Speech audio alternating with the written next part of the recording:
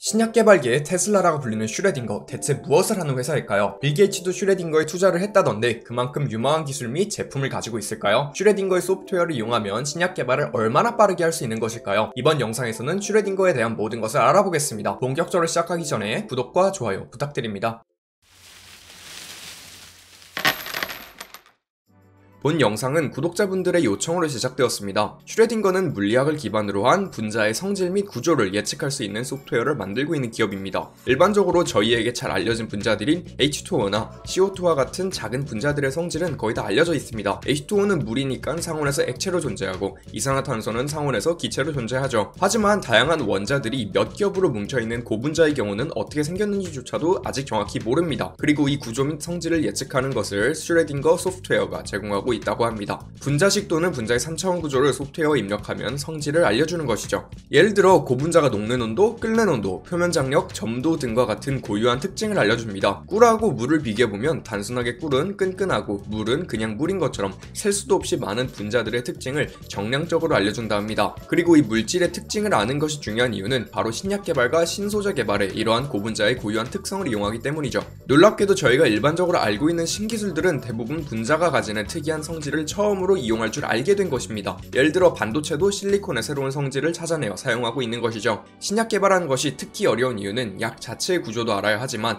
약이 우리 몸 안에 들어가 기능을 돕거나 억제하는 단백질의 구조 역시 알아야 합니다. 일루미나 영상에서 잠깐 소개시켜드렸다시피 저희 몸은 단백질들이 기능하여 작동합니다. 그리고 기억을 하신다면 DNA가 단백질을 만드는 설계도를 제공하는 것이죠. 만약 암에 걸리게 되면 특정 단백질이 고장나서 비정상적인 속도로 세포 분열을 하게 됩니다. 그리고 약의 역할은 이 비정상적인 단백질과 결합을 하여 더 이상 세포 분열을 못하게 하는 것이죠. 물론 이렇게 단순하진 않겠지만 약이 어떻게 작용하는지 느낌이 오시죠? 단백질의 크기가 어마어마하게 큰 고분자이기 때문에 약이 단백질에 어떤 면으로 접근할 수 있는지에 따라서 기능이 달라집니다. 아무리 약이 해당 단백질과 반응을 잘하는 분자 구조로 이루어져도 모양이 다르면 반응을 안 할 수 있기 때문이죠. 그리고 이 단백질의 모양과 신약 분자의 특성을 알려주는 것을 슈레딩거가 해줍니다. 현재 일반적인 제약회사에서 가장 많이 사용하고 있는 방법은 저희가 알고 있는 분자들을 이용하여 신약을 합성하고 실험을 하는 형태입니다. 그리고 원하는 결과가 나오는 약으로 동물 또는 임상실험 단계로 옮기는 것이며 대부분의 후보 신약들은 버려지게 됩니다. 하지만 이 신약을 합성하고 실험하는 단계를 컴퓨터 시뮬레이션을 통하여 진행하면 원하는 성질이 없는 신약들은 걸러져 신약의 후보군이 엄청나게 줄어들겠죠. 그리고 시뮬레이션을 돌리는 단계를 머신러닝을 이용하여 시뮬레이팅 시간 단축 및 효율적으로 만들었다 합니다. 그래서 4년에서 6년이 걸리는 전통적인 신약 개발을 2년에서 3년으로 단축시킬 수 있다 해요. 슈레딩거의 사업 구조는 크게 두 가지로 나눠볼 수 있습니다. 먼저 소프트웨어 자체를 판매하고 있는 사업이죠. 두 가지 구매 옵션을 주고 있는데 첫 번째는 라이센스 자체를 판매하여 해당 회사 또는 조직에 설치를 해주고 1년 단위로 갱신을 하는 형태라고 해요. 이 옵션의 경우 설치된 컴퓨터의 성능에 따라서 연구 속도가 달라지게 되죠. 두 번째 옵션은 구독 모델로 클라우드에 설치되어 있는 소프트웨어를 사용할 수 있게 해준다 합니다. 원하면 더 많은 컴퓨팅 파워를 이용할 수 있어 유동적으로 필요한 만큼 사용할 수 있습니다. 클라우드 컴퓨팅의 장점이죠. 두 번째 사업은 신약 개발입니다. 슈레딩거는 자사가 개발하고 판매하고 있는 프로그램을 이용하여 신약 개발 역시 진행하고 있습니다. 개발은 슈레딩거 혼자서 하는 개발과 타사와 협업을 하는 형태 두 가지라고 합니다. 혼자 진행하고 있는 연구는 현재 5가지이며 전부 암에 관련된 신약을 개발하고 있습니다. 아직 개발 중이며 실험 단계는 아니므로 결과는 나온 바 없죠. 협업을 하는 연구의 경우 살짝 특이한 구조로 가집니다. 약 25개의 프로젝트를 같이 진행하였으며 이 중 2개는 미국 식품의약국의 허가를 받았고 다수의 신약들은 임상 단계에 있죠. 어떤 계약을 하는지에 따라 개발 단계에서 성과 보수를 받고 있으며 신약이 성공적으로 개발이 되면 판매량에 따른 로열티도 받을 수 있다 합니다. 물론 각각 회사들이랑 진행한 계약 내용이 다르기 때문에 개발을 통하여 정확히 어떤 수익을 취하고 있는지 알 수 없죠. 슈레딩거는 빌 게이츠와 DE쇼가 투자한 기업으로 사실 유명해졌습니다. DE쇼는 제가 좋아하는 미국의 전 퀀트 헤지펀드 매니저로 슈레딩거의 초기 투자자죠. 그리고 빌 게이츠는 다들 아시는 마이크로소프트 창업주로 비교적 최근 슈레딩거에 투자를 진행했습니다. 재무 쪽도 간략하게 살펴보겠습니다. 매출은 꾸준하게 증가 중이며 순수익은 아직 적자 상태입니다. 상장한 지 얼마 되지 않은 기업이며 성장하고 있는 단계이기에 적자는 사실 당연하죠. 현금 및 유동자산으로 12월간 운영은 할 수 있다 합니다. 아직 성장에 투자 중이므로 배당 및 자사주 매입은 없습니다. 나머지 재무 데이터들은 현 단계에서 투자를 결정하는 데 크게 영향을 주진 않을 것 같습니다. 이제 모든 것을 종합하여 슈레딩거라는 기업에 대하여 정리해보겠습니다. 제가 가장 궁금한 점은 슈레딩거는 이미 개업한 지 30년이 넘은 기업이며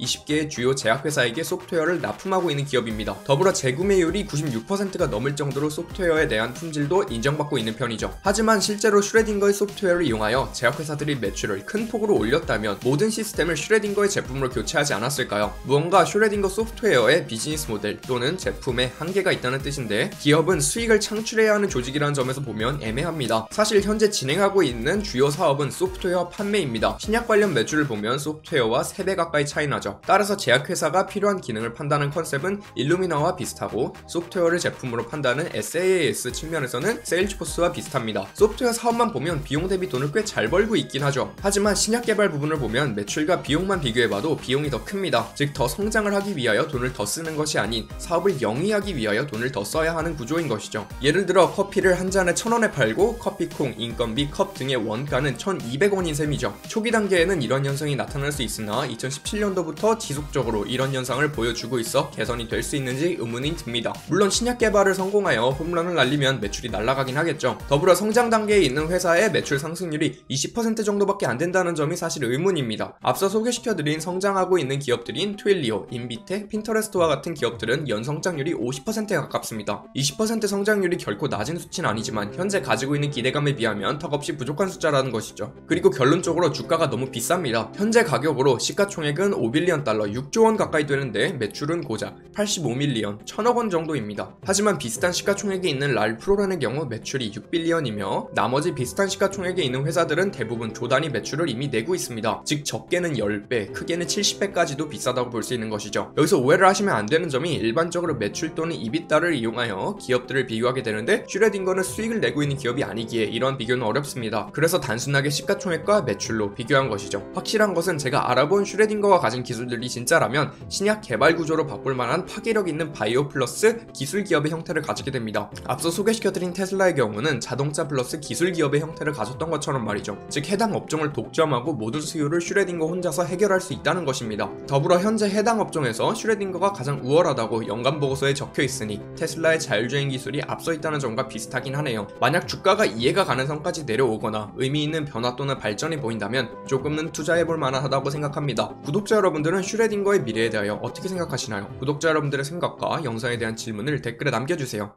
오늘 전해드린 투자 이야기 재미있고 유익하게 들어보셨나요? 더 많은 투자 이야기들이 준비되어 있으니 구독과 좋아요, 알림 설정까지 부탁드립니다.